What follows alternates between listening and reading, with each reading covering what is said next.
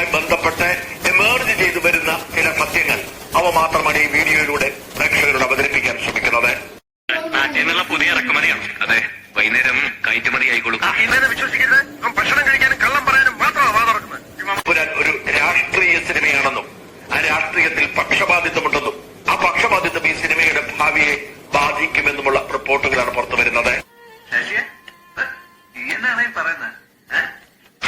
പാവം പോലെ ഇരിക്കുന്നതേ ഉള്ളൂ. എന്താ മോലെന്നറിയാമോ? ഈ യമലോകം പേട്ടാന്നൊക്കെ പറയില്ലേ, അതാണ് സാധനം. ഇപ്പൊ സിനിമയിലെ രാഷ്ട്രീയം വലിയ വിവാദമായിരിക്കുന്നു. ആ സിനിമ ബോധപൂർവം ഇന്ത്യൻ പ്രധാനമന്ത്രി മോദിയെയും കേന്ദ്ര സർക്കാരിനെയും RSSനെയും ഒക്കെ അപമാനിക്കുക എന്ന ലക്ഷ്യത്തിൽ രചിക്കപ്പെട്ട തിരക്കഥയുടെ ബാക്കി പത്രമാണ് എന്ന തരത്തിൽ വിമർശനം ആരംഭിച്ചു കഴിഞ്ഞു. ഒരു കളി കളിച്ചിരി അത് അന്നത്തെ ചോരത്തിളപ്പിന് ഇപ്പൊ എന്ത് ചോര തണുത്തു പോയാ? തണുത്ത് മരവിച്ചു എന്ന് പറയുന്നതാവും ശരി.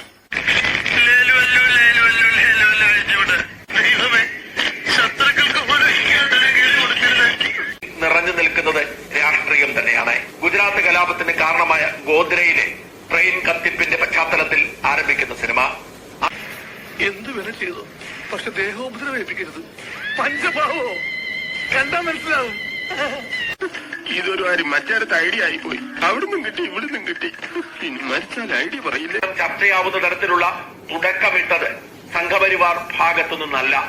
മോഹൻലാലുമായി നല്ല ബന്ധമുള്ള സംഘപരിവാറുകാർ മോഹൻലാലിനെ അപമാനിക്കാതിരിക്കാനാവാം നിശബ്ദത പാലിച്ചത്. അതിനകത്തൊരു ആക്കലുണ്ടല്ലോ. ഇത് നാണം കെടുത്താനായിട്ട് വേറെ തിരിച്ചിരിക്കുകയാണ്.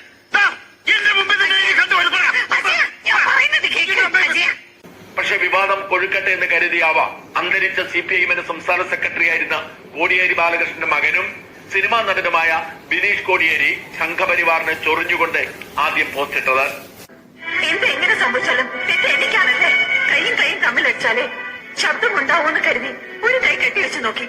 എന്നിട്ടും വിടാൻ ഭാവമില്ല.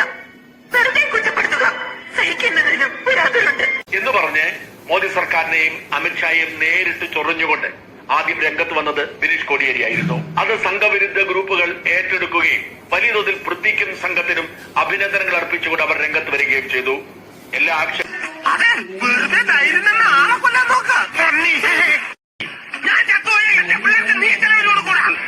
ഒരു റിയാക്ഷൻ ഉണ്ട് എന്ന് പറയുന്നത് പോലെ പൊടുന്നനെയാണ് സംഘപരിവാർ ഗ്രൂപ്പുകൾ സിനിമയ്ക്കെതിരെ രംഗത്ത് വന്നത്.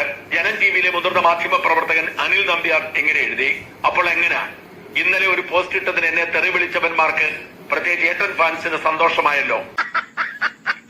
ഇതിനൊക്കെ അങ്ങനെ ഒരു സംഭവം ഉണ്ടോ? ഇതിപ്പോ പട്ടാറായിട്ട് പറഞ്ഞതുപോലെ ചക്കിന് വെച്ചത് കൊക്കിച്ചുകൾ ഭാസ്കര. അങ്ങനെ ഒരു ദൈവം ഇല്ല. ഇത്തരം സന്ദർഭങ്ങളിൽ ഇല്ലാത്ത ദൈവത്തെ വരെ വിളിച്ചു. ഒരു ഗുണ്ടെ തള്ളുന്നതിനൊക്കെ ഒരു അതിലുണ്ട്. ഇതല്ല പഞ്ചായത്ത് പട്ടികൾക്ക് എല്ലാം കഷണം കിട്ടിയമാതിരി ഒരുമിച്ചല്ല കരച്ചു പറിക്കുന്നത്. നാണമില്ലടാ നിനക്കൊക്കെ. ധൈര്യം ഉണ്ടെങ്കിൽ ഒറ്റയ്ക്ക് വേടാ. ഒറ്റയ്ക്ക് വന്നാൽ എനിക്ക് അത്രയും കുറച്ചടി ഉണ്ടാ മതിയല്ലോ. മല്ലയാ, ഞാൻ പോകണേ. എല്ലാരും കൈവച്ചല്ലോ. ഇനി ആർക്കും പരാതിയില്ലല്ലോ.